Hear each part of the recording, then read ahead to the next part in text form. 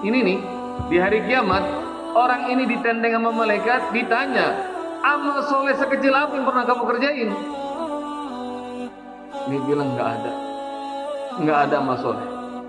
Ghaira anni, cuma saya ini pedagang yang suka minjemin modal sama pedagang-pedagang lain. Setiap kali jatuh tempo, saya bilang kepada anak buah saya, kalau ketemu sama orang, kamu nagih piutang, mudahkan. Kalau ketemu orang yang susah membayarnya, mudahkan. Fatajawaz anhu, la'allallahu yatajawaz anna. Semoga Allah nanti mudahin kami, kita semua. Maka anda tahu Iman, ketika dia diperiksa oleh para malaikat dan ia cerita itu, maka Allah Subhanahu wa taala mengatakan, minggir, cukup periksa orang ini. Fana haqqu an atajawwaz anhu, aku lebih berhak untuk maafin dia, mudahin urusannya.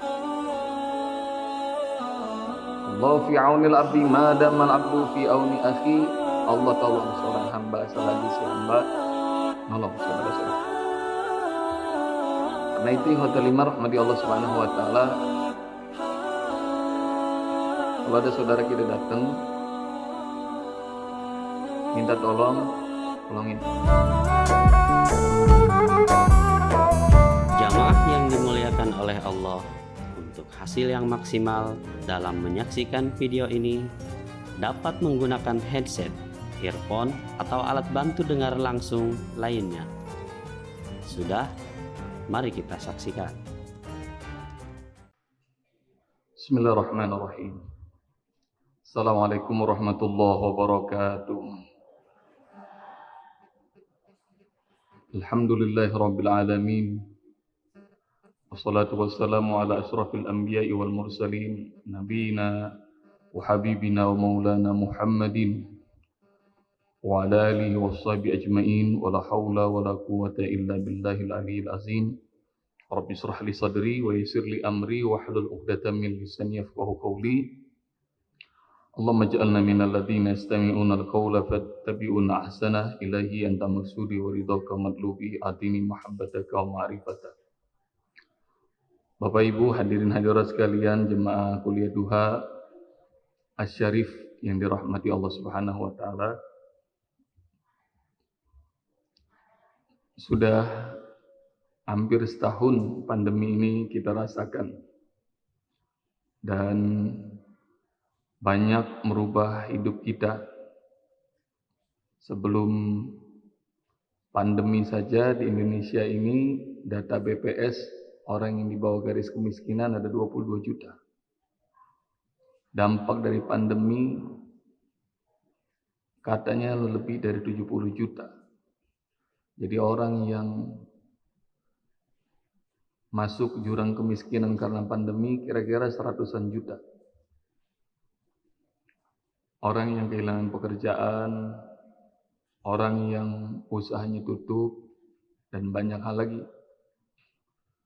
Tapi jangan kecil hati, ini wasiat saya buat diri saya pribadi dan juga kepada semua muslimin muslimat dimanapun. Meski ada 100 juta warga Indonesia yang miskin karena pandemi, masih ada 160 juta lagi yang nggak miskin. Maknanya kalau 160 juta bantuin 100 juta mah nggak susah. Jadi satu bantu satu. Satu orang bantu satu orang yang susah. Satu keluarga bantu keluarga yang lain.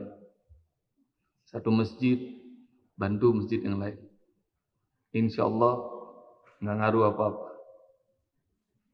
Duit mah jangan disimpan, Ibu. Nggak usah disimpan, pinjemin. Bantu saudara kita. Kalau mau ngasih bantuan, donasi boleh, minjemin juga nggak apa-apa. Dan ini, hari ini saya mau bicara tentang keutamaan membantu saudara yang sedang kesulitan dengan memperbanyak piutang, minjemin orang. Karena kalau di bank selain dia juga haram dan haram dosanya besar karena riba. Pemerintah juga kasih tahu bahwa deposito sekarang cuma 3,4%, udah nggak ada nilainya. Mending bantu saudara kita. Karena ketika kita bantu, sabda Rasulullah SAW, "Man naffasa an mu'minin kurbatan min kurabi dunya, naffasallahu anhu kurbatan min kurabi yaumil qiyamah." Siapa yang membantu urusan kesulitan seorang mukmin di dunia ini, maka Allah akan bantu urusannya nanti di hari akhirat, enggak bakal ada susah-susahnya. Man yassara ala mu'sirin yassarallahu lahu fid dunya wal akhirah. Masih enggak puas, Rasul terusin. Siapa yang memudahkan saudaranya yang sedang kesulitan, Allah akan mudahkan dia dunia dan akhirat. Wallahu fi aunil abdi ma damal abdu fi auni akhi. Ini hadis udah duanya keren-keren, masih terusin sama Rasulullah. Allah akan senantiasa nolong seorang hamba selagi si hamba nolong saudara-saudaranya. Karena itu ikhwatul iman rahmati Allah, kalau Anda makin khawatir tabungan makin dikit, Anda makin khawatir ekonomi masih belum jelas, maka cara yang paling gampang adalah yakin sama pertolongan Allah dengan cara nolong sesama.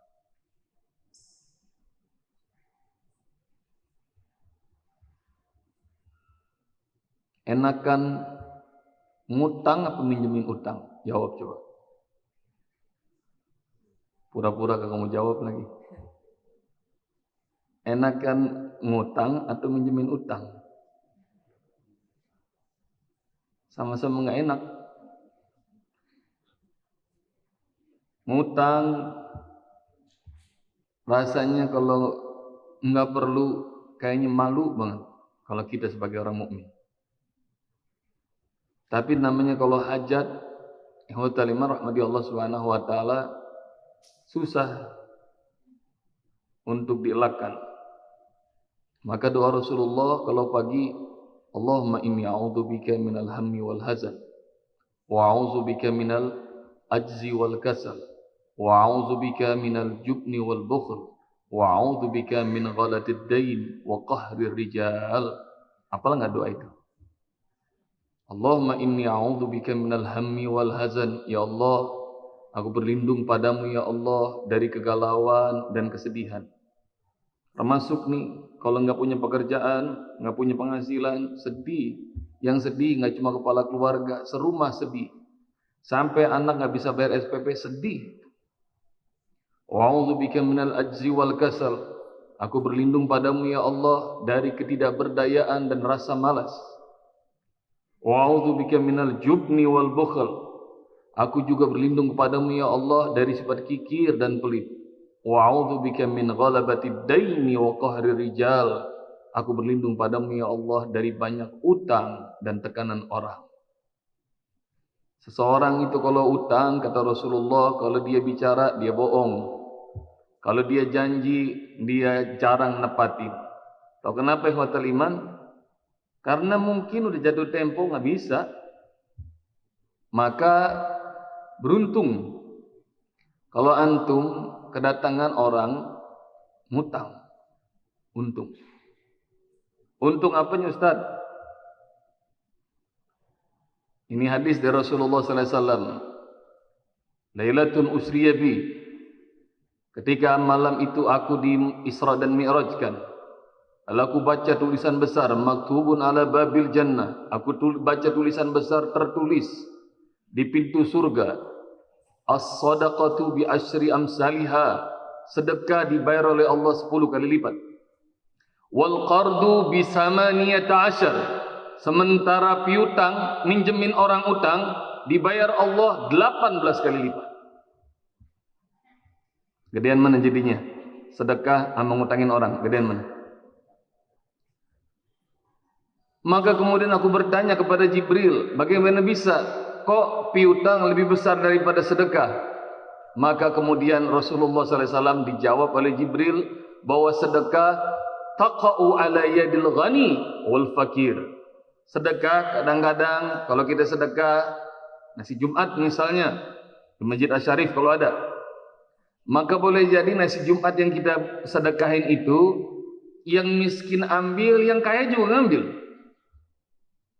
Sementara piutang itu orang kalau ngutang hanya orang yang membutuhkan. Dan karena itu ikhwatal iman rahmati Allah Subhanahu wa taala dibayar oleh Allah Subhanahu wa taala 18 kali lipat.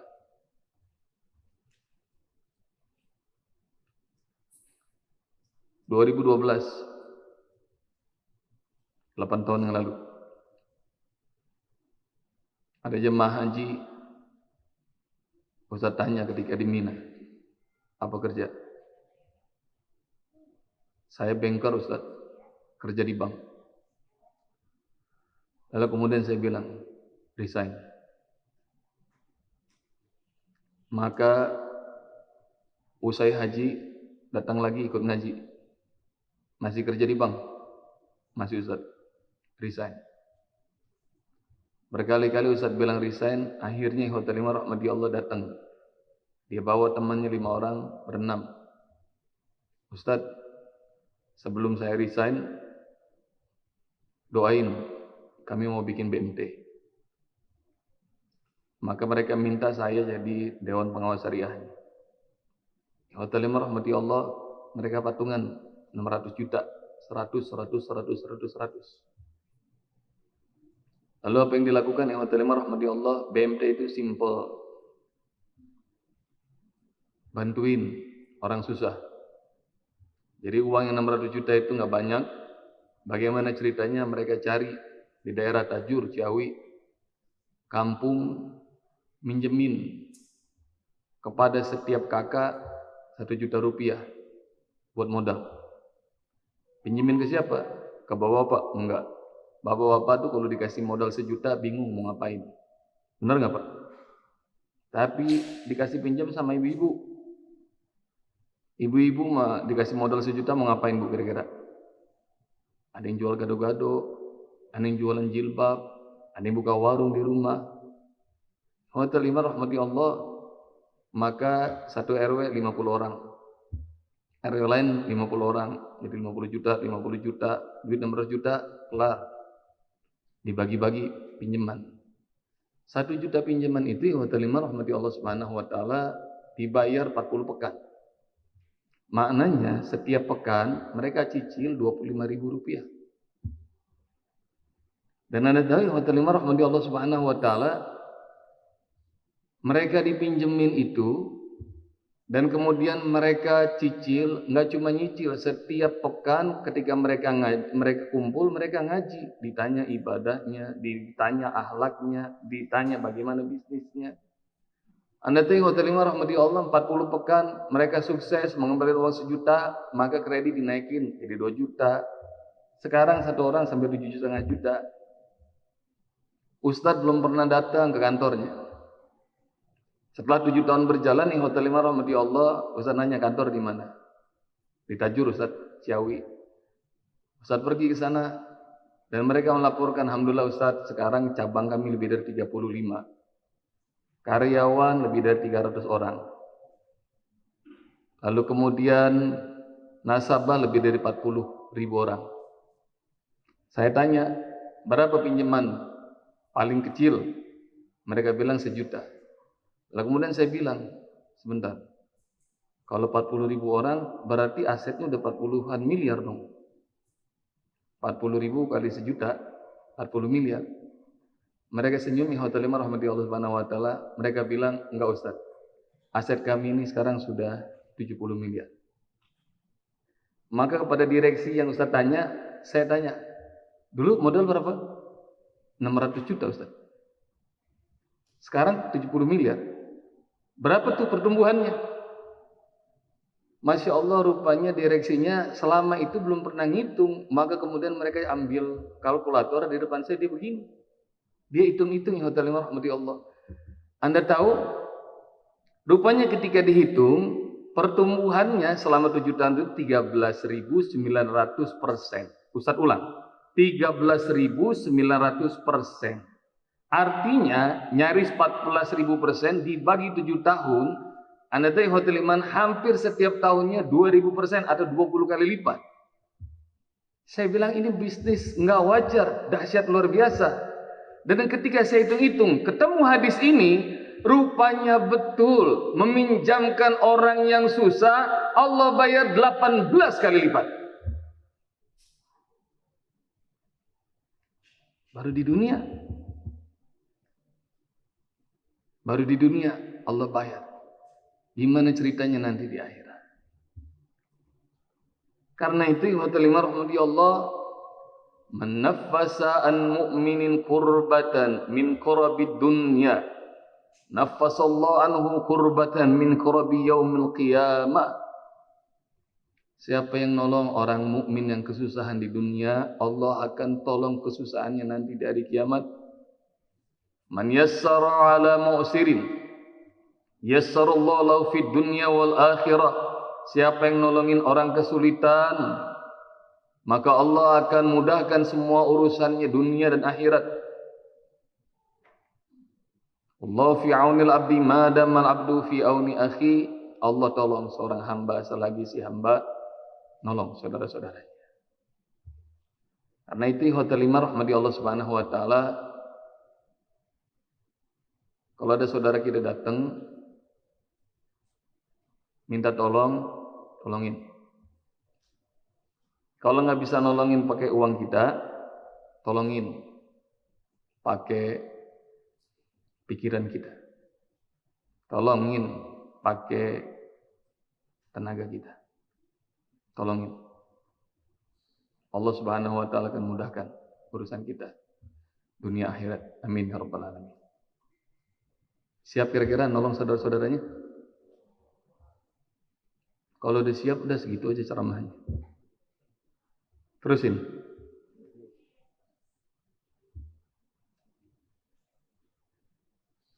Hari itu Hotel Iman rahmati Allah Subhanahu wa taala tanggal 1. Tanggal muda. Ustadz nih pernah kerja sebagai karyawan cuma setahun. Jadi karyawan itu penghasilannya udah ketahuan. Gajian tanggal 25, tanggal 1 Hotel Iman rahmati Allah Subhanahu wa taala, uang cuma tinggal sisa 300 atau 400 ribu rupiah. Tanggal 4 Hotel Iman rahmati Allah Subhanahu wa taala, Ustadz harus ikutan arisan. Arisannya itu karena disuruh sama mami, orang tua saya, maka saya ikutan supaya bisa nabung, kira-kira caranya beliau begitu. Arisannya 1 juta, Bu. Tanggal 1 duit cuma tinggal 300 atau 400 ribu rupiah, tanggal 4 harus bayar 1 juta. Maka Hotel Iman rahmati Allah Subhanahu wa taala, pulang dari kerja itu hari Senin, masih dalam kondisi saum, saya pulang, saya ketuk pintu yang buka khadimah. Mana Umi? Umi lagi ngaji, Bi. Ada siapa? Anak-anak ada semua di sini. Ya udah, saya ganti baju, saya di kamar. Hotel Iman rahmati Allah Subhanahu wa taala, saya teringat harus bayar arisan, lalu kemudian gimana ceritanya ya? Duit tinggal 300 atau 400 ribu, gimana caranya harus bayar 1 juta nanti tanggal 4. Lalu teringat Allah Subhanahu wa taala pasti akan bayar minimal 10 kali lipat kalau kita sedekah. Saya panggil khadimat, saya kasih duit 100 ribu, nih 100 ribu. Buat apa, Bi? Tolong cari anak yatim, sedekahin 100 ribu. Hotel Iman rahmati Allah Subhanahu wa taala, dia pergi pulang ngasih tahu, udah Bi, udah disedekahin duit 100 ribu. Ya terima kasih, saya bilang. Tenang tuh Bu, Pak, hati saya tenang. Jadi insya Allah minimal 1 juta buat bayar arisan ada. Dari mana? Ya Allah janji. Yakin. Hotel Iman rahmati Allah Subhanahu wa taala, maghrib buka puasa, lalu pergi ke musola, selesai sholat maghrib di musola, saya balik, uminya baru pulang. Lalu kemudian ngobrol, makan sama uminya, istri saya nanya, Bi, tanggal 4 kan harus bayar arisan sama mami. Iya. Ada nggak duitnya? 1 juta. Saya bilang ada. Dari mana? Udah sedekah tadi 100.000, ntar Allah bayar 1 juta. Yakin. Dan istri saya nggak ada grogi-groginya itu. Dia nggak ada groginya, yakin dia. Maka udah, Pak Amin, jemaah sekalian rahmati Allah, saya tungguin itu malam itu. Setiap kali ada orang ketok rumah, ini mau nganterin 1 juta pasti nih. Tapi enggak tuh. Malam itu saya tungguin, nggak ada itu rezeki. Allah anterin. Habis subuh, kalau saya kuliah subuh, biasa saya punya kajian tafsir di musola. Selesai subuh, Hotel 5 rahmati Allah, saya pulang. Baru aja saya masuk kamar, tiba-tiba ada pintu diketuk oleh perempuan. Dan ngetoknya itu Hotel 5 rahmati Allah seperti orang panik. Assalamualaikum, assalamualaikum gitu. Dalam hati saya, ini 1 juta datang, ini 1 juta datang. Karena suara perempuan panik, istri yang keluar. Ada apa, Bu? Tetangga nih. Itu perempuan nangis sampai bersimpuh, megangin kaki istri saya. Ya Allah Umi, tolong bilangin sama Abi, kalau punya duit 3,5 juta pinjemin sama saya.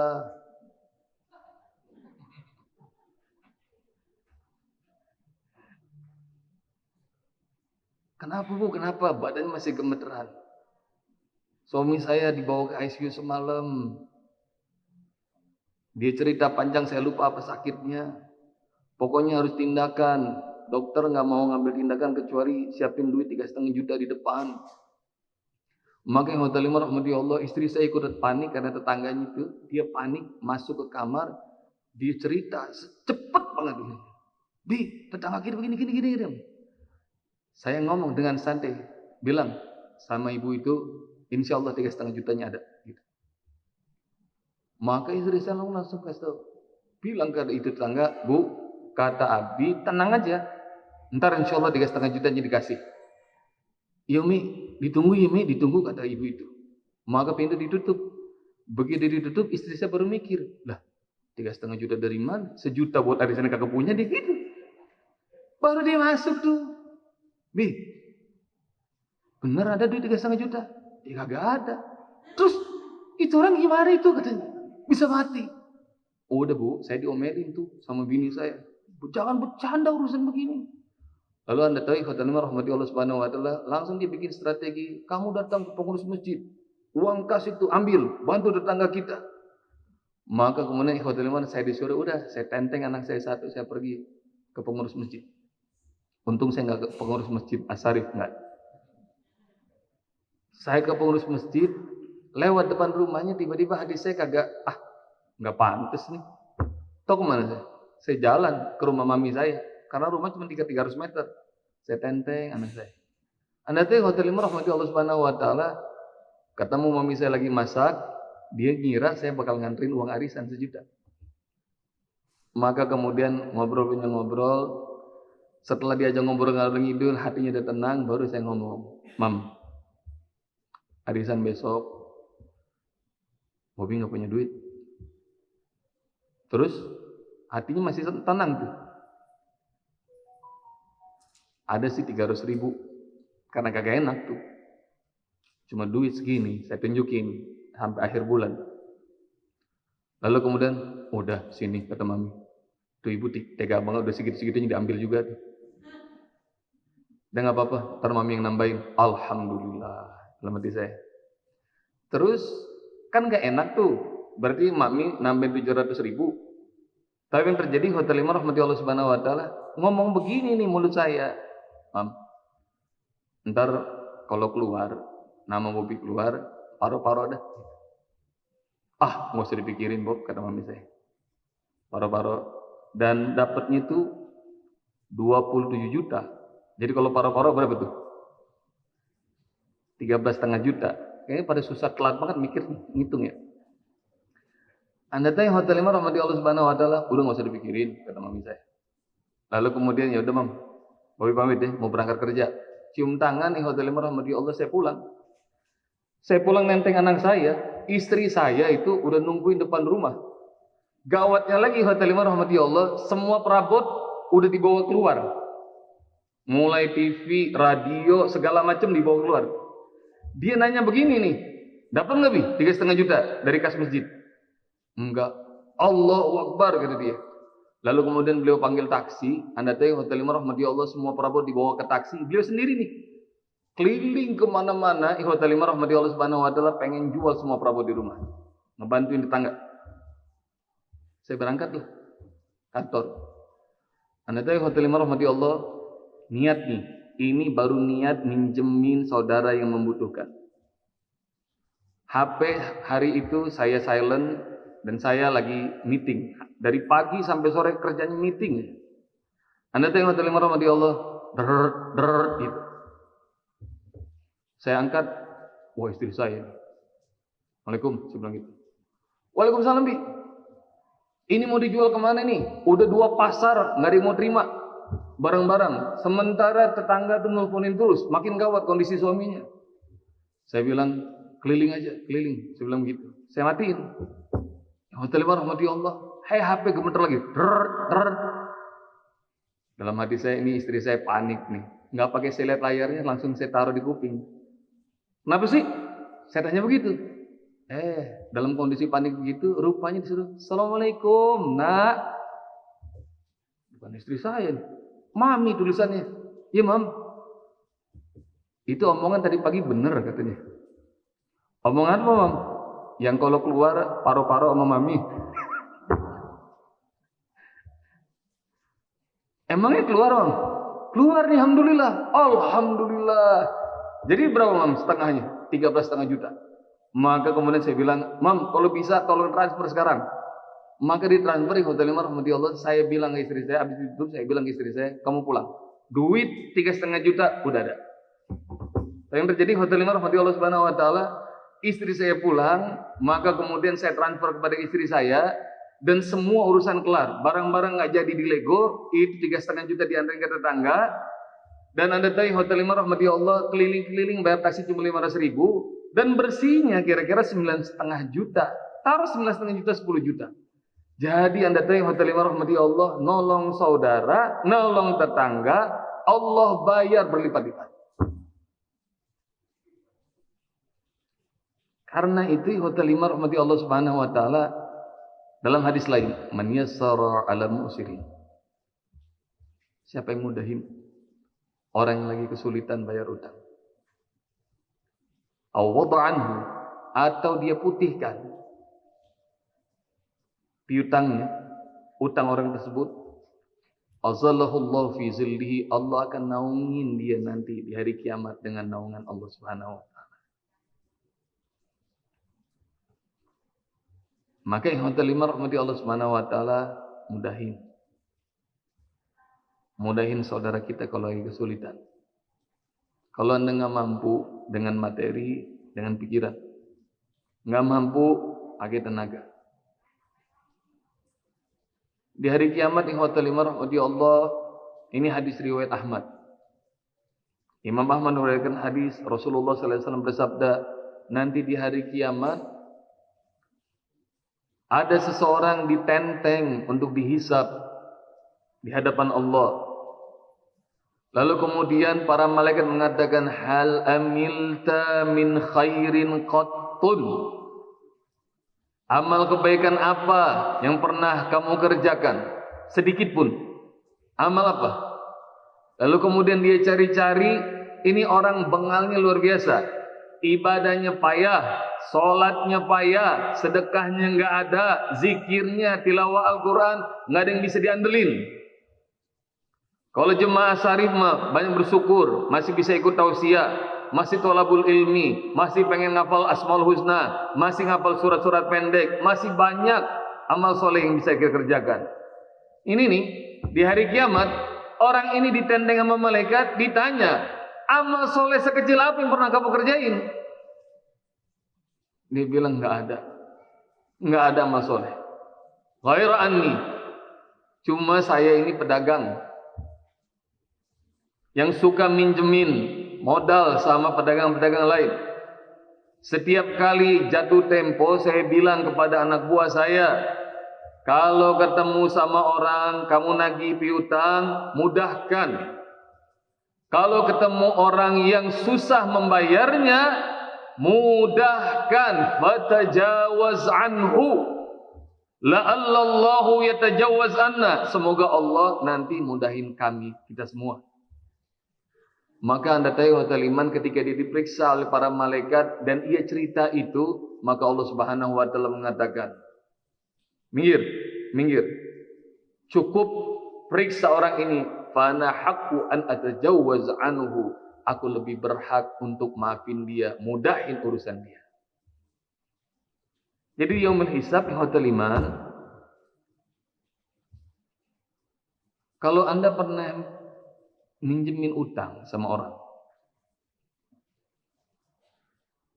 jatuh tempo, lewat, kondisinya sulit, anda mudahin lagi, sulit, bahkan anda putihin, anda anggap ikhlas.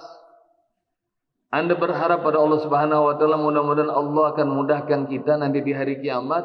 Allah akan mudahkan bagi orang yang punya piutang buat saudaranya. Meski juga ikhwatul iman rahmati Allah sekecil apapun atau sebesar apapun.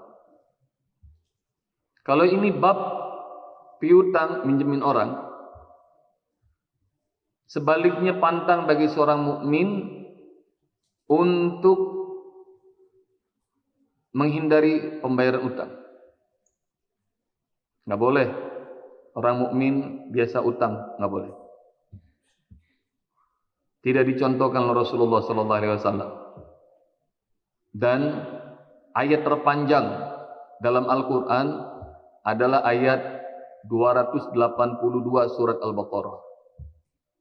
Ayat berapa? 282. Anda lihat aja deh, buka Al-Qur'an. Itu ayat ikhwatul iman rahmati Allah adalah ayat terpanjang di Al-Qur'an. Dan ayat itu ikhwatul iman rahmati Allah turunkan hanya dalam urusan utang piutang dan catat mencatat, akuntansi utang piutang.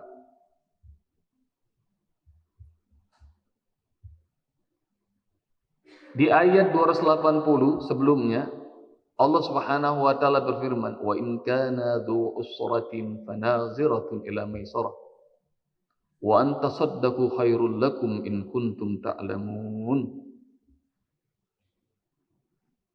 Kalau ada saudaramu yang kesulitan untuk bayar utang, fanaziratun ila maisarah, maka tangguhkan pembayaran utangnya sampai dia gampang untuk melunaskannya. Wa antasaddaqu khairul lakum in kuntum ta'lamun. Dan kalau kalian sedekahkan piutang itu lebih utama bagi kalian kalau kalian mengerti. Maka dari ayat 280 dan sampai ayat 282 ngobrol utang piutang. Dan utang piutang itu, kalau tadi Ustaz sudah ngomong piutang, sekarang utang. Pantang bagi seorang mukmin suka utang. Apalagi kalau dia utang, ikhwatul iman rahmati Allah Subhanahu wa taala, dia niat untuk enggak bayar, itu namanya perampok, pencuri. Atau kredit nyicil tapi niat enggak mau nyicil, sama pencuri. Enggak boleh. Mukmin tuh kalau sedang bermuamalah harus jujur, harus ridho, tidak boleh ada tipuan, tidak boleh ada gurur, tidak boleh ada riba. Waktunya bisa deh. Kirain antum nggak ada, udah habis waktu.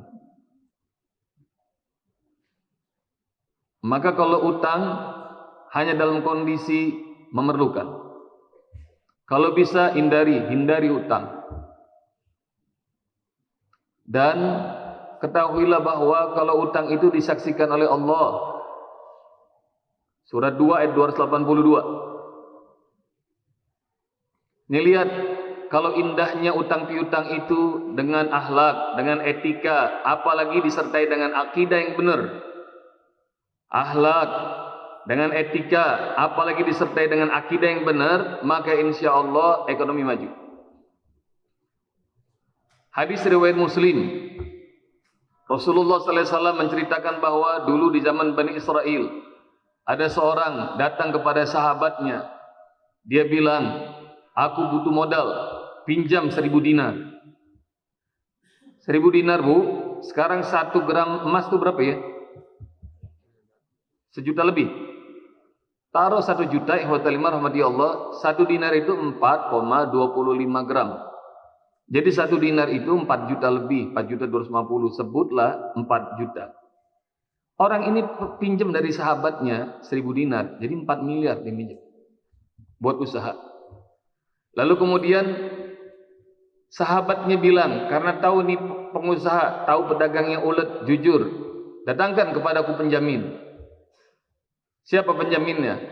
Lalu kemudian orang ini mengatakan, kafa billahi syahida, cukuplah Allah penjaminku. Lalu orang itu mengatakan lagi nih, sahabat yang mau minjemin, datangkan kepadaku penjamin. Kafa billahi syahida, Allah penjaminku. Lalu kemudian yang minjemin juga akidahnya benar. Ya sudah, kalau begitu saya tulis Allah sebagai penjamin.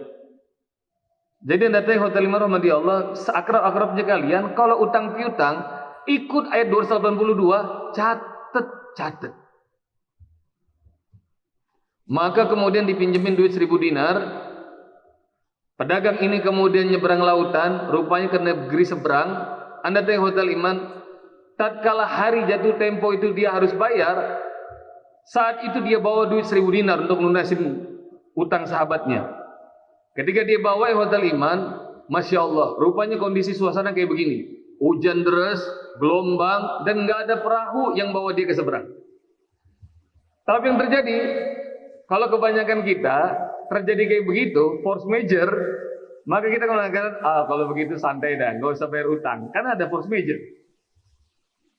Tapi ini orang akidahnya benar, dia doa di pantai, dia ngomong begini, Allahumma ya Allah, hari ini aku harus nyebrang lautan, saudaraku nungguin, aku pengen bayar utang, dan aku bilang penjamin pembayar utangku adalah engkau ya Allah. Di gelombang, ini hujan, nggak ada kapal. Ya Allah, aku akan tulis surat, beritahukan ini kepada sahabatku. Dan kemudian dia ambil sebongkah kayu, lalu uang 1000 dinar itu dimasukin ke sebongkah kayu, suratnya juga dimasukin. Tahu yang terjadi hotel iman, dia mengucap basmalah, orang Bani Israel ini lempar itu ke lautan. Ini akidah benar nih. Dan di seberang hotel iman rahmati Allah kayak pelabuhan Merak Bakauheni, kira-kira begitu dah. Di seberang sahabatnya yang minjemin utang, yang punya piutang ini nungguin. Kagak bener nih orang nih. Katanya mau datang ke sini, mau bayar utang hari ini. Ini saya tunggu-tunggu kok nggak ada. Di seberang sana hujan deras, sini terang benderang. Jadi dia kagak tahu kondisinya. Tapi tahu yang terjadi hotel lima rahmati Allah, sambil dia nunggu di pelabuhan, tiba-tiba dia lihat ada sebongkah kayu. Dia ambil bongkah kayu itu. Dia pengen potong-potong untuk kayu bakar. Begitu dia potong, ihwatal iman rahmati Allah, kaget dia ada uang keping emas 1000 dinar. Dan ada suratnya. Ketika dia baca ihwatal iman rahmati Allah, oh rupanya betul sahabatku menunaikan utangnya hari ini. Berapa hari kemudian ihwatal iman rahmati Allah, rupanya cuaca bagus. Orang yang utang itu datang, dia bawa uang 1000 dinar lagi. Dia mengatakan, demi Allah saya nggak bermaksud untuk menghindari pembayaran utang. Tapi nggak ada kapal, jadi saya nggak bisa nyeberang. Ini saya bawa duit 1000 dinar. Tapi yang terjadi hotel lima rahmati Allah, sang pemberi utang itu tersenyum. Dia mengatakan, utangmu, uang 1000 dinarmu dan suratmu sudah aku terima. Karena Allah adalah penjamin kita berdua. Hadis riwayat Muslim. Jadi ini ikhwatul iman rahmati Allah, kalau utang niat harus bayar. Antum niat saja udah jadi amal soleh. Berapa menit lagi Ustaz?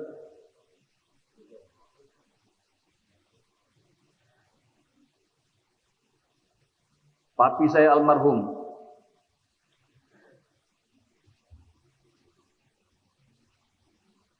pernah curhat sama gurunya.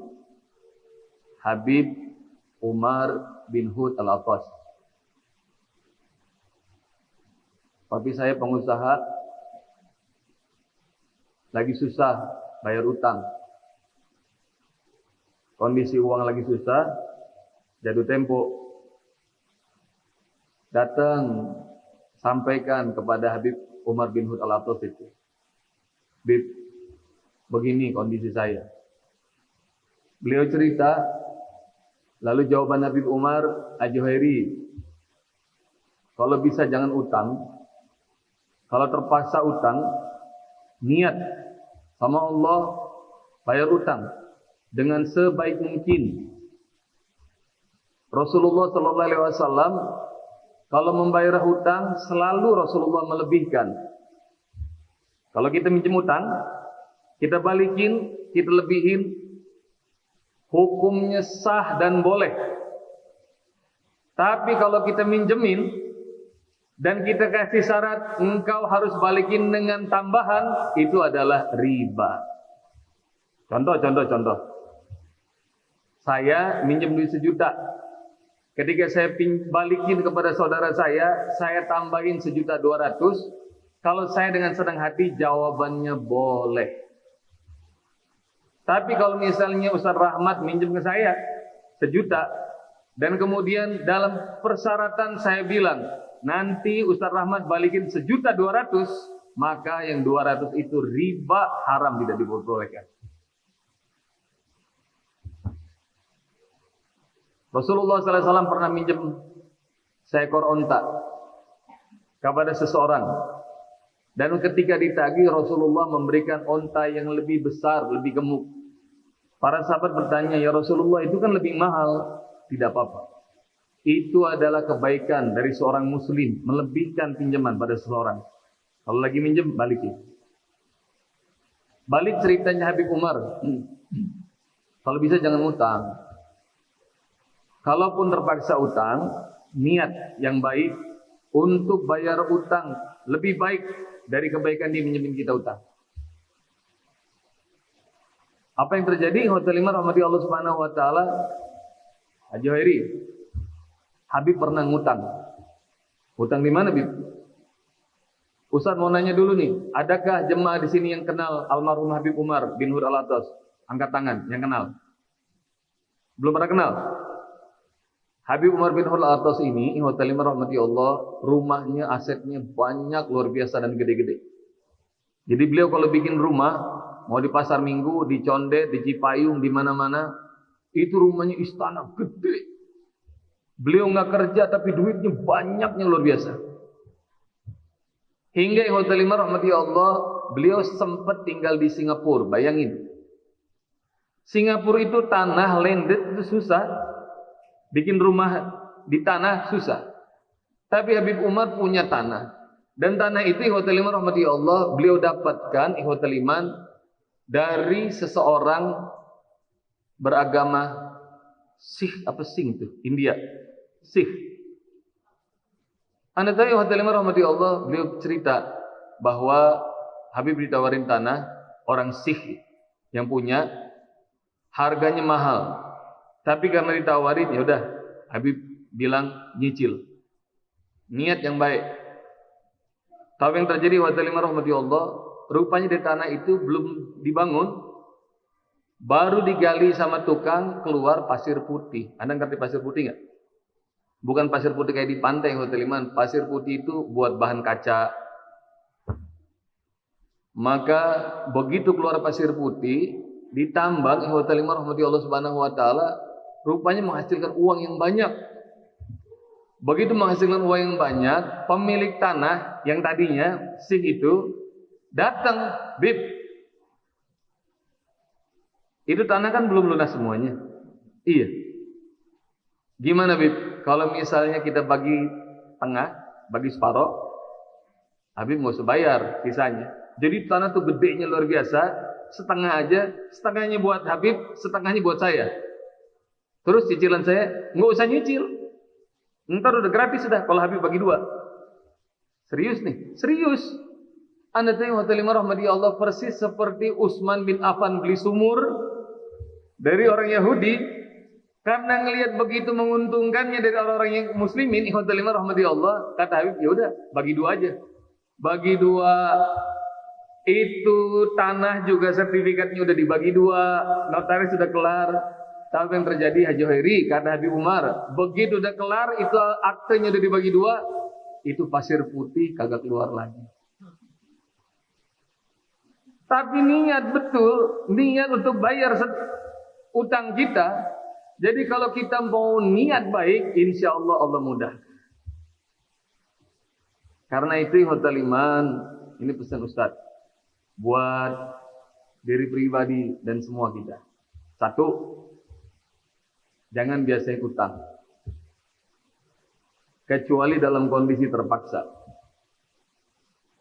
Yang kedua, kalau Anda kedatangan saudara Anda yang membutuhkan, dan Anda punya kemampuan, bantu.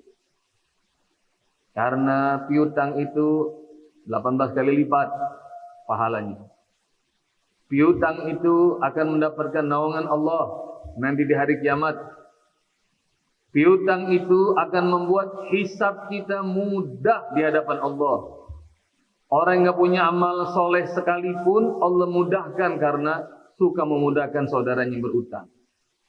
Dan masih banyak lagi hotel lima rahmati Allah Subhanahu wa taala, keutamaan memberikan piutang kepada saudara kita yang membutuhkan. Kita doakan mudah-mudahan Allah Subhanahu wa taala lenyapkan secepat mungkin wabah Covid-19 ini. Yang sakit semoga Allah sembuhkan. Yang wafat semoga Allah terima sebagai syahid di jalan Allah Subhanahu wa taala. Yang hidupnya sulit terdampak karena Covid, mudah-mudahan kesulitannya Allah angkat. Dan Allah berikan kita sehat walafiat, panjang umur dalam beribadah kepada Allah Subhanahu wa taala.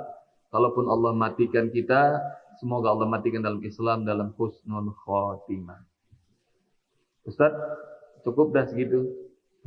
Silakan kalau mau tanya atau mau info yang lain. Baik, jamaah sekalian. Sangat menarik tema Ustadz Bobi Heribowo karena menyangkut tentang kesehari-harian dan kondisi kita. Tentunya ada jamaah yang ingin bertanya, kita persilakan satu atau dua penanya. Sambil kita juga yang ingin bersedekah, silakan bersedekah. Yang ingin bertanya, silakan. Ada yang mau bertanya, jamaah?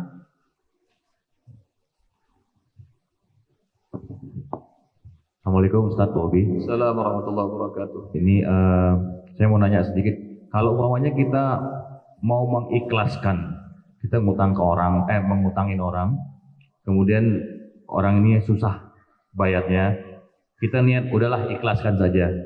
Nah, apakah kita harus ada akadnya ke yang kita hutangin atau kita cukup berniat dalam hati aja? Terima kasih, Ustaz. Assalamualaikum warahmatullahi wabarakatuh. Lebih baik dengan akad tertulis. Seperti kalau nanti dalam perusahaan, kalau ada piutang mau diputihkan harus tertulis. Khawatir kalau kita ikhlaskan dan tidak ada hitam di atas putih, nanti setelah kita wafat juga ahli waris kita akan nagih. Kalau aman, diikhlaskan saja. Kalau aman menurut Anda boleh. Kalau rasanya nanti akan mengganggu, dia sudah jadi pahala buat kita, itu sudah mati. Dia jadi pahala yang besar buat kita, tiba-tiba nanti diganggu sama ahli waris kita, nagih. Nah, lebih bagus ada akadnya.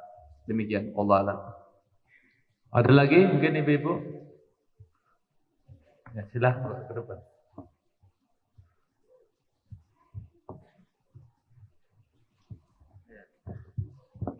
Assalamualaikum warahmatullahi wabarakatuh. Waalaikumsalam warahmatullahi wabarakatuh. Saya mau bertanya nih Pak Ustadz. Misal anggota arisan belum bisa bayar sedangkan sudah mendapat arisannya, tapi tiba-tiba meninggal dunia, ataupun yang punya hutang meninggal dunia, apakah kita maksudnya mau diserahkan ke ahli warisnya atau gimana tuh Pak Ustadz? Saya kurang jelas dengarnya, tapi benerin kalau salah. Orang dapat arisan, sudah dapat di arisannya? Sudah. Sudah. Ya. Terus cicilannya belum? ya udah belum ini udah dapat, tapi belum bayar gitu, sedangkan arisannya sudah selesai. Ya, Tiba-tiba meninggal dunia. ya. Nah, apa kita wajib lapor ke keluarganya atau gimana tuh Pak Ya, Ustaz? harus lapor ke keluarganya karena itu adalah hutang ke orang banyak. Ya. Contoh ya, misalnya kayak tadi dapat 27 juta.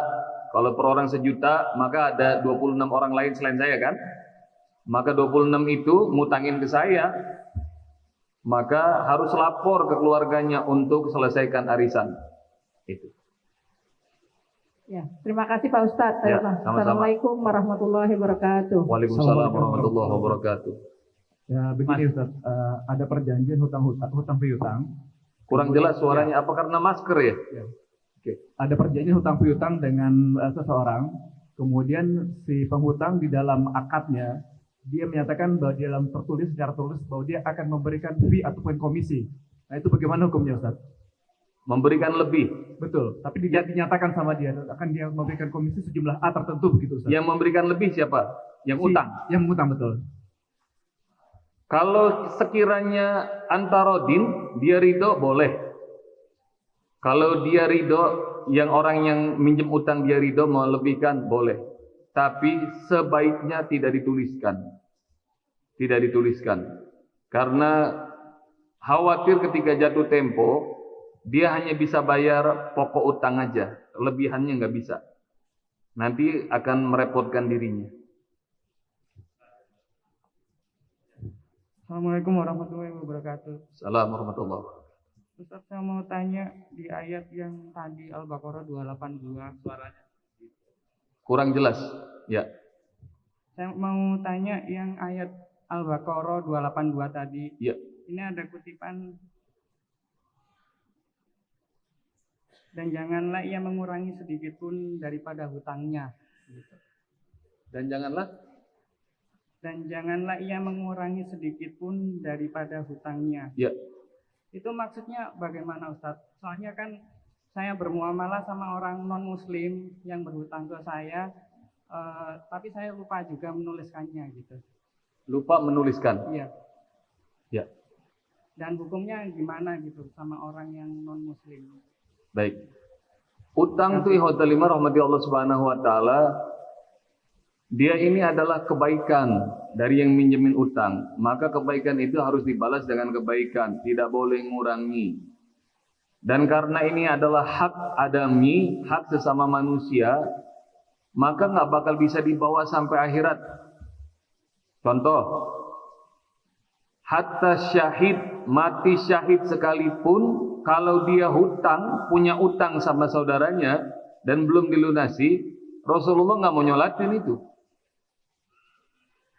Karena itu, ihwatalimah rahmati Allah, ada hadis yang menyampaikan bahwa orang yang berutang rohnya nggak diterima sama Allah, masih menggantung di langit. Karena itu takutlah kalian kepada utang. Jadi kalau belum selesai di dunia, biar kalian syahid sekalipun, atau soleh sekalipun, atau kekasih Allah sekalipun, kalau kalian masih punya utang, nggak diterima. Maka ini ilmu akuntansi yang ngajarin Rasul Allah di ayat terpanjang.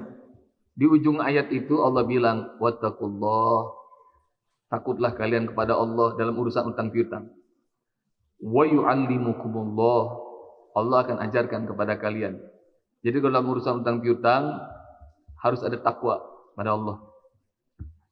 Nanti Allah akan kasih tahu caranya, termasuk ilmu akuntansi keuangan syariah ini. Gitu ya, Ahi.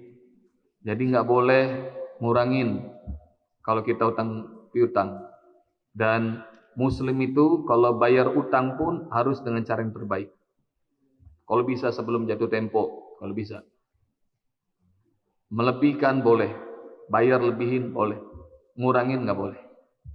Demikian. Baik, mungkin Itu masih ada lagi nih, urusan utang panjang kayaknya nih mah. Masalah semua orang ini. Bismillahirrahmanirrahim. Assalamualaikum warahmatullahi wabarakatuh. Waalaikumsalam. Ustadz mau menanyakan ya. Jadi selama ini saya melakukan memberikan hutang kepada keluarga terdekat ya. Dan dari beberapa kali saya pinjamkan itu memang akhirnya beberapa tidak kembali karena saya juga nggak ngerti ya. Kemudian memang dasarnya memang dia tidak mau mengembalikan. Dan itu memang akhirnya saya relakan gitu Ustadz ya. Nah kemudian untuk selanjutnya